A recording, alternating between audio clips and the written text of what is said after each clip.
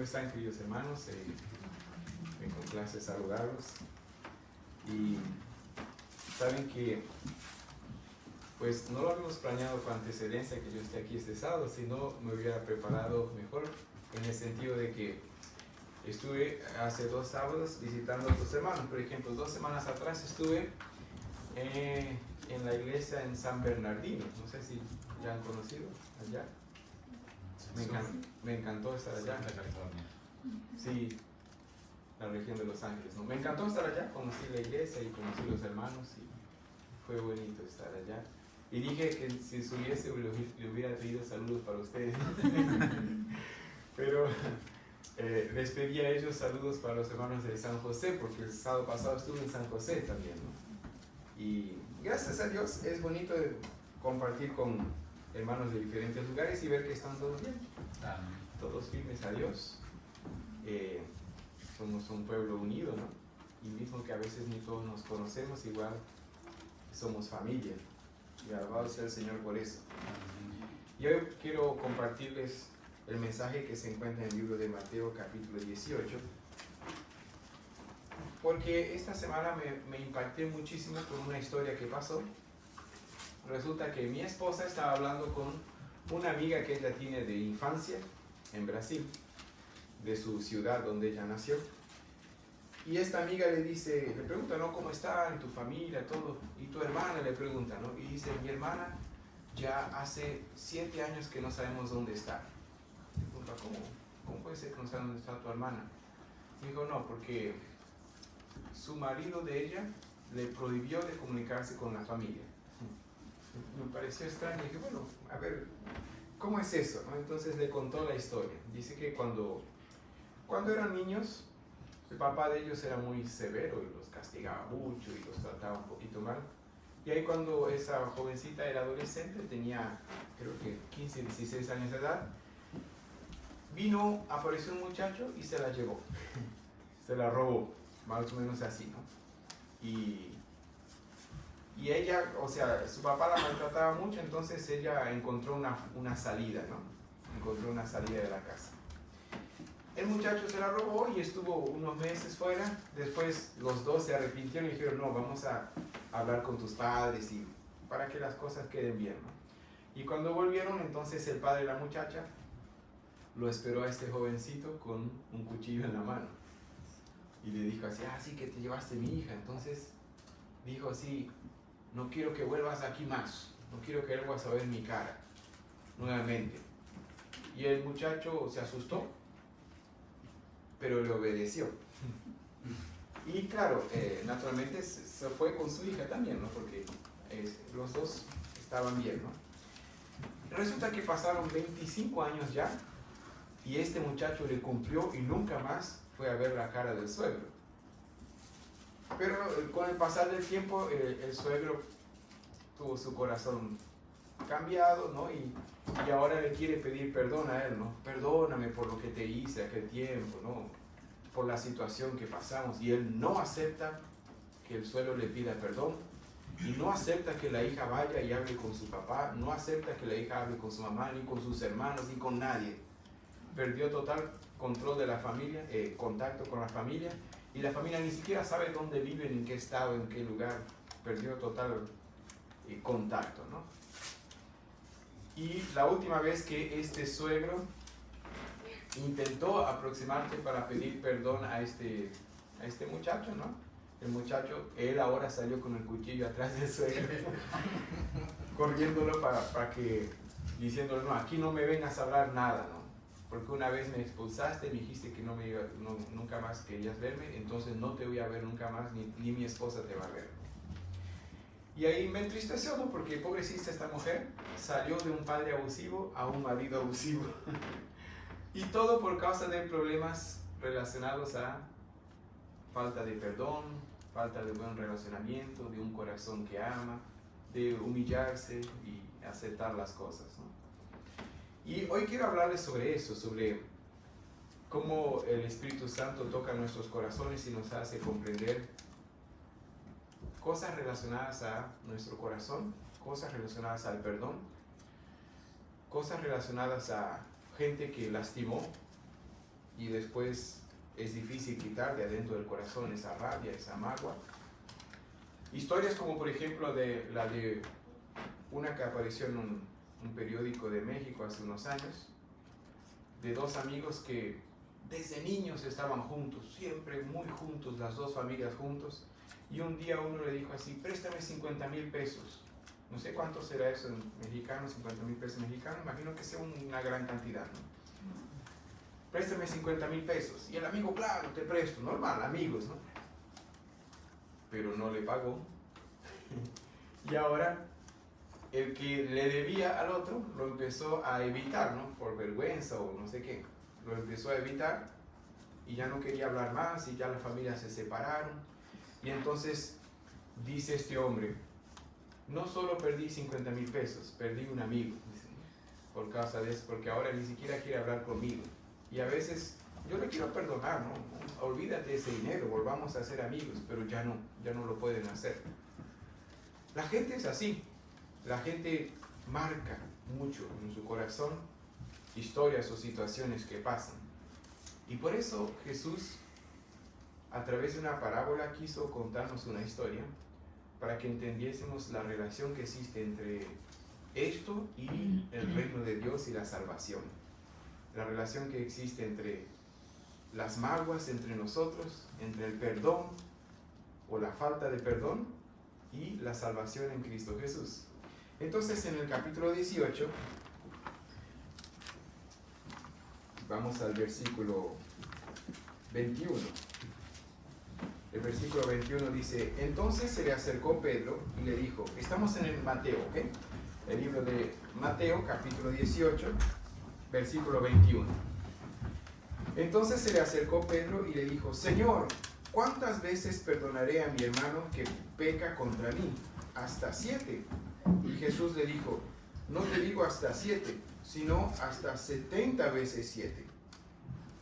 Entonces, toda esta historia que Jesús va a contar a continuación, todo empezó por causa de una pregunta de Pedro relacionada a justamente esto, perdonar a nuestro hermano. Y ahora Jesús cuenta una historia que empieza el versículo 23, que dice, por lo cual el reino de los cielos es semejante a un rey que quiso hacer cuentas con sus siervos. Y comenzando a hacer cuentas, le fue presentado uno que le debía 10,000 talentos. Y este, como no pudo pagar, ordenó a su señor venderle y a su mujer y hijos y todo lo que tenía para que se le pagase la deuda. Y así fue como Jesús empezó a contar esta historia sobre este hombre que debía una gran cantidad de dinero. El problema es que a veces por causa de cuestiones relacionadas a cultura y a tiempo, muchas cosas que Jesús hace, que Jesús dijo, pierden su riqueza ahora. Por ejemplo, cuando Jesús decía, yo soy el buen pastor y ustedes son mis ovejitas, nosotros más o menos entendemos, pero no mucho, porque yo, por ejemplo, yo no tengo contacto con ovejas, ¿no? No entendemos tanto esa relación que Jesús hacía, pero ellos en aquel tiempo profundamente, porque ellos realmente estaban rodeados de esa cultura, ¿no? O cuando Jesús dijo, como estudiamos en la lección sobre las uvas, ¿no? El cultivo de uvas, no todos aquí tenemos esa oportunidad de estar relacionados a eso, pero en aquella cultura sí, la uva era algo muy aplicable.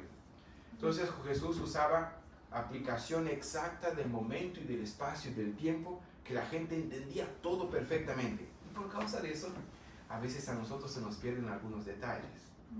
Por ejemplo, esta parábola es la parábola de los números, es la palabra de la matemática. Pocas veces Jesús usó tanto el poder de la matemática como en esta parábola para hacernos entender verdades espirituales, como el perdón. Y cuando Jesús dijo así, un hombre debía 10,000 talentos, no lo dijo por acaso. Lo dijo porque en aquel tiempo la gente entendió exactamente qué significaba 10,000 talentos.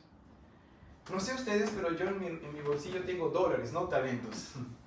Entonces a veces es como un poquito más difícil entender el verdadero peso matemático que Jesús quiso dar en esta parábola.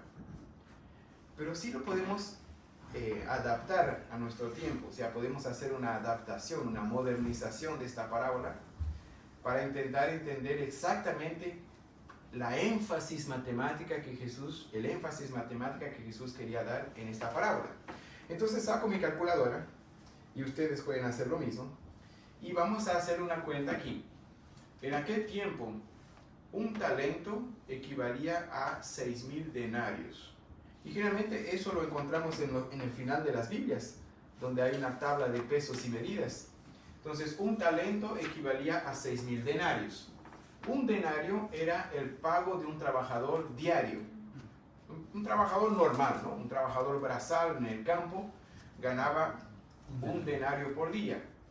Entonces, el trabajador necesitaba trabajar durante 6,000 días para juntarse un talento. Y ahora están viendo que los números son grandes, ¿no? La matemática aquí nos está mostrando cosas exageradas. Inclusive, para mí esta parábola debería llamarse el día que Jesús exageró, o algo así. Porque realmente es un exagero de números lo que Jesús está mostrando. Bueno, 6,000 días de trabajo para juntar un talento, pero este hombre debía 10,000 talentos. Entonces hacemos 10,000 multiplicado por 6,000 y eso nos da 60 millones. Yo no sé ustedes, pero yo nunca tuve esto en mi cuenta bancaria. 60 millones. Entonces, a veces nos cuesta como que pensar un poquito. Pero no es 60 millones de dinero o de dólares. Es 60 millones de días de trabajo. Que recuerden que un denario es un día de trabajo, 6,000 denarios son un talento y este hombre debía 10,000 talentos, o sea, 60 millones de días de trabajo. Es bastante tiempo, ¿no? 60 millones de días de trabajo. Si dividimos esto por 365, vamos a tener el número en años y nos va a dar 164,383 años que la persona tendría que trabajar. 164,383. Muchos años, ¿no? Ahora fíjese, el tiempo de trabajo de una persona normal en aquellos tiempos era mucho menos, ¿no? Vamos a calcular que sea ahora, ¿no? Más o menos una persona trabaja ¿cuánto tiempo en su vida? 50 años, como mucho, ¿no? Como mucho. En aquel tiempo era menos, que la expectativa de vida era menor. La gente vivía tal vez 60 máximo, ¿no? Y hoy día a los 60 la gente está trabajando todavía, tranquilo, ¿no? Pero vamos a suponer que sea 50 años de vida útil de trabajo de una persona. Entonces dividimos 164,383 años de trabajo, dividido por 50, nos va a dar 3,287 vidas.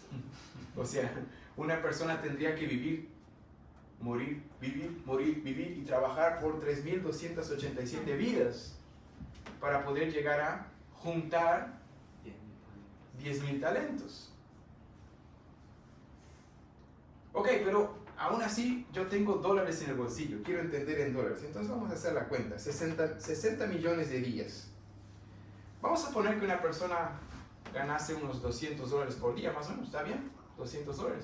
Puede ser más, puede ser menos, más. Vamos a colocar unos $200.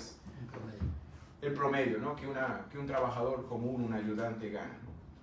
60 millones multiplicado por $200 al día va a dar un número que es difícil. Ya no se puede leer. Que es 12,000 millones. 12,000 millones. ¿Qué sería 12,000 millones? Imagínate, haz una montañita de dinero que sea 1,000,000. Después otra montañita de dinero que sea otro 1,000,000. Y otro 1,000,000. 12,000 montañas de 1,000,000 sería más o menos ese dinero. Eso es lo que este hombre debía. O sea, no sé, ¿será que a su mujer le gustaba mucho comprar zapatos? ¿Qué será? ¿Cómo se endeudó así tanto? No sé. Bueno, Jesús exageró, recuerden. Jesús exageró de propósito para mostrarnos algo que se llega a una siguiente conclusión. La conclusión es, no se podía pagar. ¿Están de acuerdo? Había 0 posibilidades, o sea, era imposible de que una persona pudiese pagar todo esto. ¿Cuántas vidas tendría que tener una persona para pagar? O sea, era imposible que una persona pudiese pagar. Y cuando Jesús contó esa historia, la gente que estaba escuchando al instante entendió, no, wow, no, eso. La gente entendió. Nosotros a veces no entendemos, no leemos la parábola y debía 10,000 talentos, debe ser bastante. quién sabe cuánto, ¿no? Pero ahora, haciendo las cuentas, entendemos que era un exagero de dinero que este hombre estaba debiendo, que era imposible de pagar. Por eso llama mucho la atención la actitud de este hombre en el versículo siguiente. Vamos ahora al versículo 26. Miren lo que este hombre dice. Entonces aquel siervo, prostrado, estamos en Mateo 18, 26. Aquel siervo prostrado le suplicaba diciendo: Señor, ten paciencia conmigo y yo te lo pagaré todo. ¿Cómo es que dice este hombre? Ten paciencia conmigo. Espérame 168,000 años que te lo pagaré. ¿Cómo es que puede decirle eso, no? Ten paciencia conmigo que te lo voy a pagar. Es como si este hombre en realidad no entendiese lo que estaba debiendo, ¿no? Él parece que no se había sentado a hacer las cuentas realmente y entender los números. Bueno, pero el hombre dice eso, ¿no? Y el versículo 27 dice: y el Señor de aquel siervo, movido a misericordia, le soltó y le perdonó la deuda. Yo no sé qué es lo que tú entiendes cuando tú lees esto. Cuando dice así, le perdonó la deuda. ¿Qué significa para ti esto?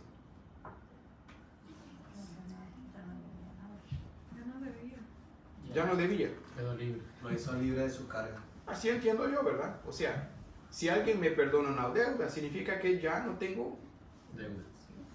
ya le debo cero, ¿no? Estoy libre de eso. ¿Verdad? Así entiendo yo y creo que ustedes entienden así. Pero parece que este hombre entendió diferente. ¿Por qué? Vean lo que pasó el versículo 28. Pero saliendo aquel siervo, halló a uno de sus consiervos que le debía 100 denarios y haciendo de él lo ahogaba. O sea, como que lo apretó del cuello, ¿no? Lo ahogaba y le decía: págame lo que me debes. Entonces su consiervo, prostrándose a sus pies, le rogaba diciendo: ten paciencia conmigo y yo te lo pagaré todo. O sea, el mismo pedido que él le había hecho al rey: ten paciencia conmigo, yo te lo voy a pagar. Ahora su consiervo le estaba pidiendo a él: oye, ten paciencia, yo te lo voy a pagar. Bien, pero hagamos las cuentas, ¿no? Porque esa es la historia de la matemática.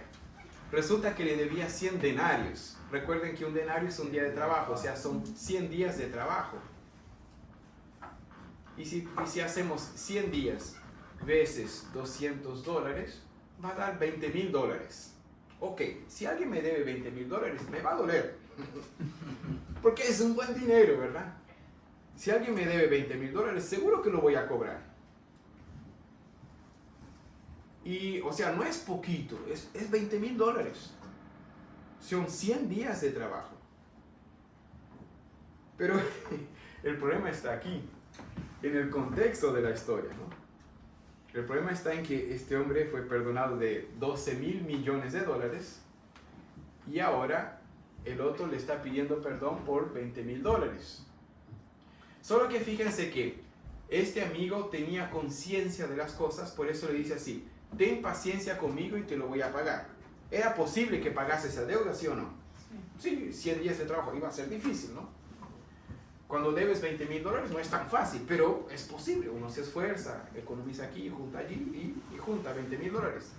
Entonces, cuando este amigo le dice así: ten paciencia conmigo que te lo voy a pagar, era razonable ese pedido. Era matemáticamente posible este pedido. Pero ¿qué es lo que el hombre dice? Versículo 30. Mas él no quiso, sino fue y le echó en la cárcel hasta que pagase la deuda.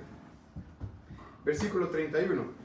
Viendo sus consiervos lo que pasaba, se entristecieron mucho y fueron y refirieron a su señor todo lo que había pasado.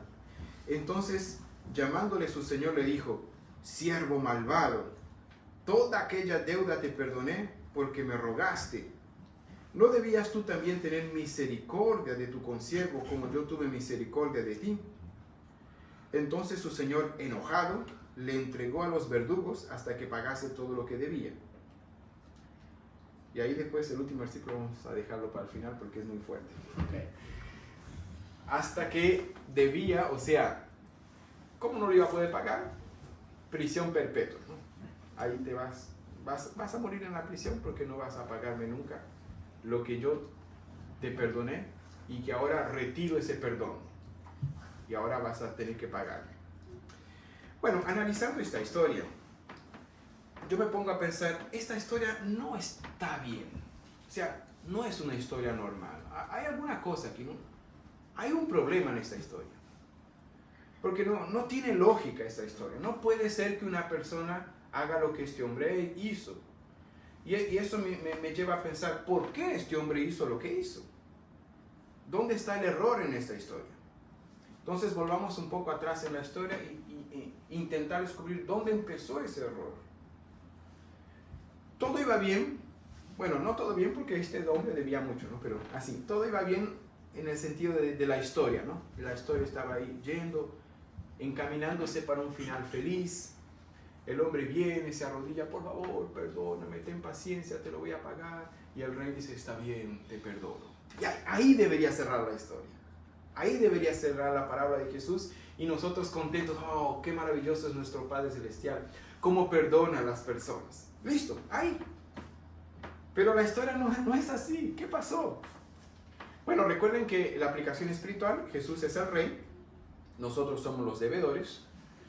Y si tú piensas así, pero yo no le debo nada a Dios, no hice préstamo con el cielo. Bueno, te quiero recordar algunas cosas. El sol sale todos los días, tienes vida, tienes aire para respirar, Dios te creó y Dios te redimió. ¿Cuánto vale una gota de sangre de Jesús derramado por ti en la cruz? No tiene valor. Es impresionante. O sea, realmente debemos mucho a nuestro Señor porque estamos perdidos como raza humana y Cristo vino y se hizo uno de nosotros, se encarnó, tomó nuestro lugar y ahora se presenta delante del Padre y de la ley para poder rescatarnos y perdonarnos y salvarnos. Todo eso no tiene valor. O sea, debemos muchísimo, somos grandes deudores a Dios. Y por eso Jesús exageró en los números de propósito. Él quería mostrarnos que ni siquiera si viviésemos 1700 vidas de obediencia podríamos pagar aquello que Él nos ha dado a nosotros. Es impagable. Pero este hombre, así como muchos de nosotros, no entendió lo que debía. No se puso a hacer las cuentas de cuánto debía. Entonces, primer error, no sabía cuánto debía.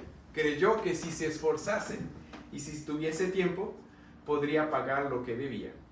Así como muchos de nosotros, creemos que si nos esforzamos y obedecemos bastante y somos muy fieles, quién sabe, podremos pagar la deuda que tenemos con Dios, que es impagable.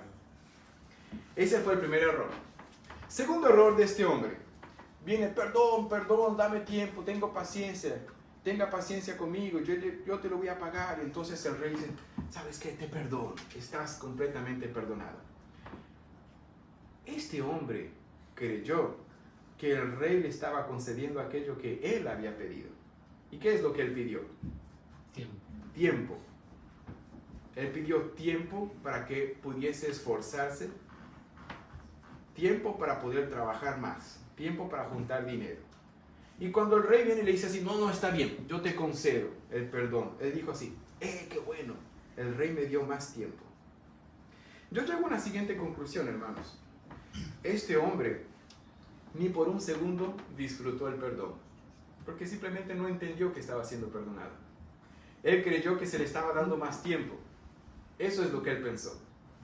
Entonces sale de la presencia del rey con una mezcla de gratitud, pero también con una aprensión tremenda, una presión sobre él tremenda, un desespero tremendo. Uy, qué bueno que me dio tiempo, pero ahora voy a trabajar duro. Ahora voy a hacer hora extra, voy a trabajar sábado, domingo, voy a tener 2 trabajos, 3 trabajos. Ahora voy a juntar dinero, ya no voy a gastar, voy a empezar a vender mis cosas. Lo voy a lograr. Y salió del pasillo de la presencia del rey con esa presión, ¿no? Esa presión de quien tiene que esforzarse porque le han dado más tiempo para que se esfuerce. Y ahí, justo su amigo pasa en ese momento, ¿no? En ese momento de presión. Estoy desesperado porque necesito juntar dinero y de repente pasa su amigo que le debe $20,000. ¡Ah! Ven aquí. Necesito juntar $12,000 millones y voy a empezar con tus $20,000. Tú me debes y tienes que pagarme ahora porque yo tengo una deuda con el rey y tú tienes una conmigo y... ¿Entienden el problema? El problema no fue que él estaba desesperado por los $20,000 que el amigo le debía. El problema fue que él en ningún momento se sintió perdonado. Y por tanto, no pudo extender ese perdón para otra persona. Él no lo pudo hacer, no tuvo capacidad emocional de poder extender el perdón. Y su amigo le dice exactamente lo que él le dijo al rey. Oye, ten paciencia, yo te lo voy a pagar. No, paciencia no. Yo tengo un plazo para cumplir. Yo tengo que devolverle al rey lo que le debo y por eso no tengo tiempo. Ahora mismo me vas a dar mi dinero. O sea, es la actitud normal de una persona que nunca sintió el perdón.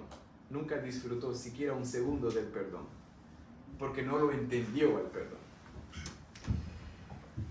Y saben que, ahora hablando sobre nosotros, muchos de nosotros somos así.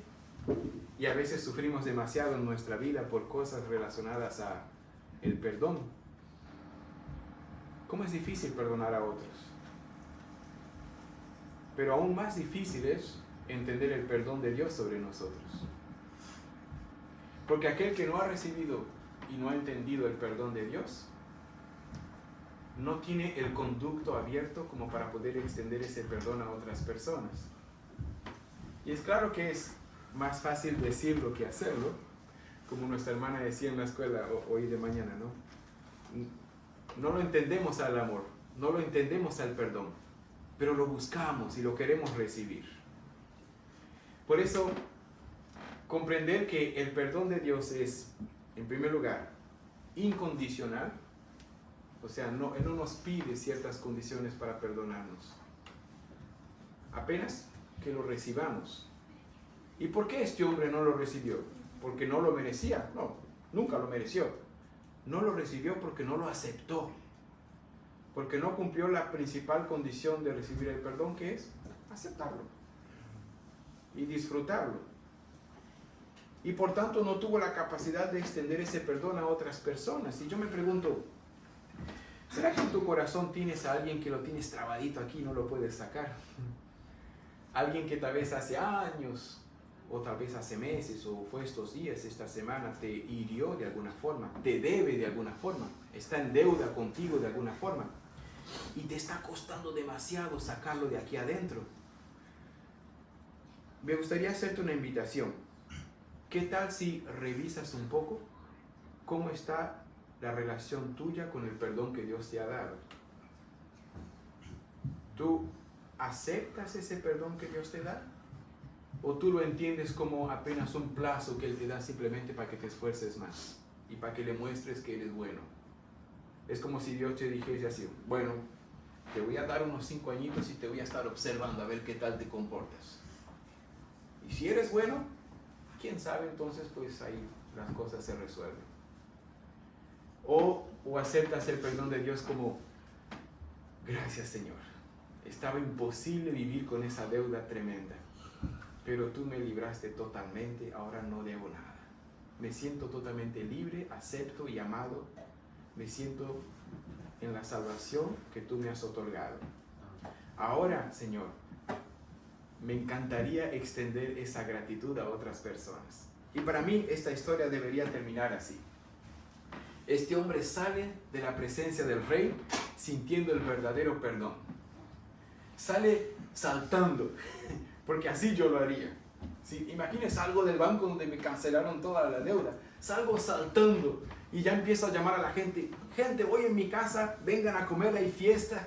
Hoy vamos a reunirnos, vamos a celebrar porque yo tenía una deuda tremenda y ahora no debo nada. Estoy contento, llamen a todos. Y vamos a comer y vamos a celebrar. Y de repente llegas a la salida del palacio y pasa tu amigo que te debe $20,000 y tú dices, amigo, ven acá, dame un abrazo. ¿Y sabes lo que me debes? No, olvídate de eso, me perdonaron 12,000 millones. 20,000 no es nada. No, te quiero extender este perdón. Ven a celebrar también conmigo en mi casa. Porque lo que yo estoy sintiendo, quiero que tú también lo sientas. Esta alegría del perdón, quiero que tú también la sientas. La satisfacción de tener una deuda y ser libre de eso, quiero que tú también la sientas. Yo te perdono, amigo. No me debes nada más. Esa no debería haber sido la reacción natural. Pero no fue, ¿verdad?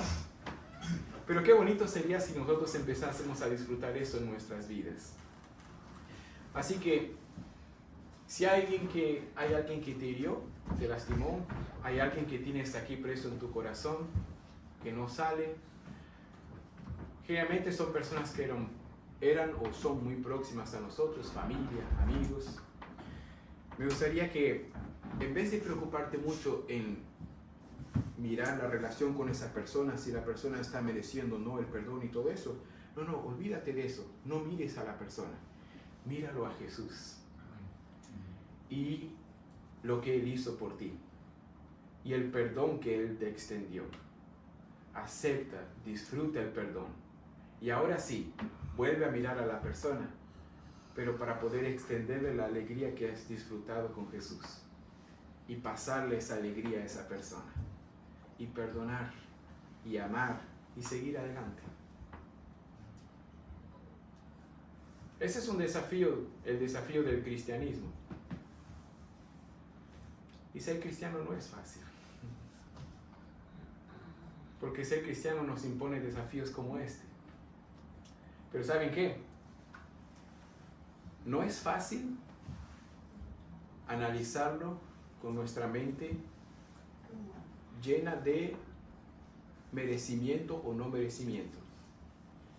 Pero es tremendamente fácil cuando lo analizas con tu mente de alguien que ya recibió el perdón y ahora simplemente necesita transmitirlo. Es imposible que una persona que ha sido profundamente amada, perdonada por Dios, no extienda la bendición a otras personas. Es imposible, es natural que eso pase, es natural. Así que ni siquiera te preocupes cómo vas a hacer para perdonar a otros. Simplemente preocúpate en cómo recibir el perdón de Dios y aceptarlo de todo corazón en tu vida. Deseo que el Señor pueda actuar en tu corazón y en mi corazón. Él nos dé esta capacidad y nos haga disfrutar la intensa felicidad de haber sido totalmente perdonados. Amén. Amén.